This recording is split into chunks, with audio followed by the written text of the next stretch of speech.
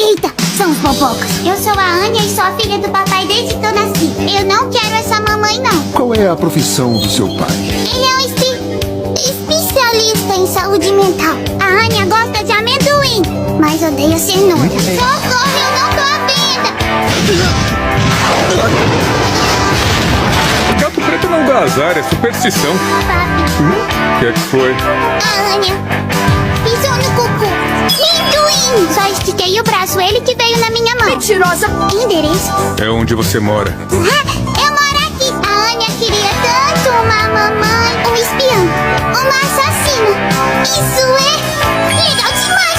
O mundo tá acabando. Vamos supor que você veja um amiguinho seu fazendo alguma coisa muito feia. O que você faz? Caio em cima dele, aí encho a cara dele de porrada e só deixo os restos.